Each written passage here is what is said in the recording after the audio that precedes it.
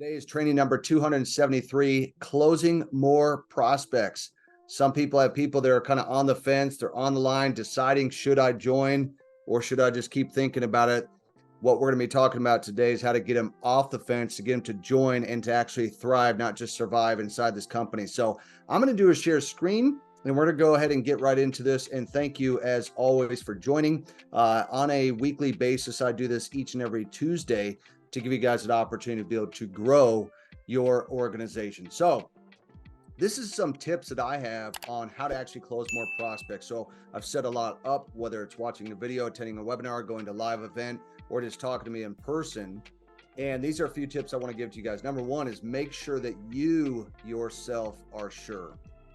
Now, the reason why I say that is you have to remember people are buying you, not just the product. It's, yeah, I want to make money trading, or I want to make money in the business. I want passive income. I want my money working for me instead of me just working for money. At the end of the day, people join people, not just the business, not just the product. I think the reason why when I first got started in this company about 8 years ago is that people, I mean, I could have been selling protein shakes, they would join. And so they knew that I was sure that this was the right place to be. Not just that trading was awesome, because at the time, I didn't even know anybody who was really making money trading besides the CEO at the time. So remember, they're buying you, not necessarily the product or the company. That's helpful. That trading is great, that you can put your money to work for you. But at the end of the day, you need to be sure, and the prospect needs to know that you are sure that this is the right place to be, and that what they have and what they put together is something that can benefit them as well. Okay. Think about all the reasons why someone should be doing this. Because for a lot of people, they want more time, they want more money, they want more leverage. Most people don't even know what leverage even means, right? But this ability to make money regardless of whether they're around or not, and having other people doing things, that's going to free up time for this individual. They're going to love the product. They're going to love the services, right? That this is something that they could be a part of, that they could have a real passion for it. That this is something that could create the life that they want to live. Look, most people I talk to, they don't like what they do for a living. And I would say it's the majority. They only go because they got bills to pay, but they don't enjoy what they do. And in fact, a lot of them don't even enjoy their life. I say, so more time, more money, more leverage. They're going to like the products. They're going to love the services. So the reasons why people should be doing this, sometimes it's good to even ask those questions as part of that closing process. So here's some of the tips that I want to give you that I think is going to be helpful. Use your upline leadership. I think that a lot of people who do this, they are not utilizing their upline like they should. Now, I will fully admit, I think a lot of uplines, frankly, are worthless. They are good at responding before the sale. Once they join the team, it's almost like crickets. They go in dark. They don't respond. They're not looking at their messages, and they're kind of off to the next deal, right? What I've told people is that when you leverage the upline leadership and their credibility and their story, it's almost like a third-party validation. This is the key to helping you close more prospects. When I get on with people, whether it's a call or a Zoom, 8, 9 out of 10 times they join the company. When someone sets up a call with me or to meet in person or something like that, 8, 9 out of 10 times they join. Whereas maybe if you're doing it by yourself, that may not be the case.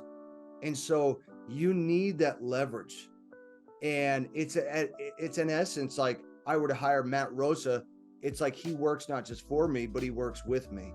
He's helping me to bring on key people to grow my organization, or Chris Terry or Jason Brown or something like that. So this is something that a lot of people don't use because they don't want to bother the upline. But that could be the very thing that's holding you back from like going from P600 to P5000 to chairman, is that you're not utilizing the upline as much as you should because you don't want to bother them. Let me tell you something. I believe you're holding yourself back from being more successful and building a bigger team. So that would be one of my tips there. Number 2 is to edify your leader. See, sometimes the people you're talking to, they may not respect you enough to get started. When you edify your leader, and you talk about, let's just say Alex Morton as an example, that he's made millions of dollars in the industry, speaks all over the world, lives the lifestyle, you show the Instagram, right? You're edifying this person that you work with as someone that is like a business partner. When you edify that person, you build them up. You're not building up the prospect, you're actually building up your leader. There's a much greater chance that that person is going to get started, because they see this as a credible person who is living a life that maybe you're not living right now. So you're building them up. You're not building yourself up. You're not building the prospect up. You're building the leader up. So when I kind of set them up, it's almost like, boom, here comes a home run, right? Because you've built up this leader to the point where that person's like, wow, that individual is living the life that I want to live, right? You're focused on the lifestyle. You're focused on the person that that individual is. That prospect is probably not living their life, and they would like to. Okay, so be thinking about that. Focus on tools. I've talked about this for years. Tools duplicate, and they can work 24/7. Videos, webinars, stuff like that. You want to keep it simple. So I have a landing page that people go to, they check out the company. We have a webinar schedule that people go to, they check out the company. The tools can work 24 hours a day, 7 days a week. See, you don't do what works, you do what duplicates. What doesn't work is to have to get a Matt Rosa, a Jason Brown, an Alex Morton, or a Chris Terry on the phone every time and get them to close deals. That doesn't work, because down level 2, 3, 4, 5, 6, and beyond, they don't have access to that. They cannot do that same thing. This is why you want to be a tools-driven leader. I use it to this day. Yes, I already know that I can talk to the person and they get started.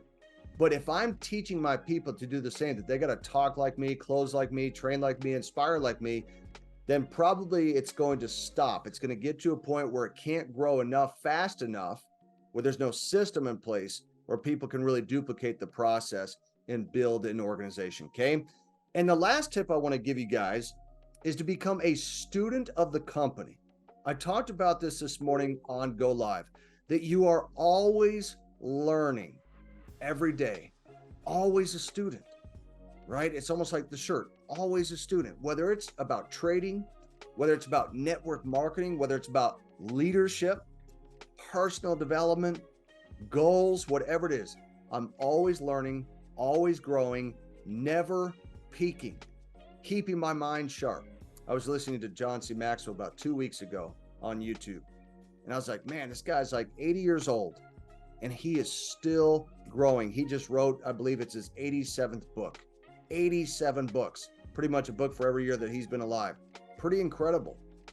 Guys, I can tell you, if you want to be successful in this industry, inside of this company, become a student of the company. It doesn't mean that you need to know everything about all the products, but you need to know enough to have that power, feeling, and conviction that I know what I know, that I know that our products work, that our services work, that people are making money, that people are building the business, people are getting commission checks.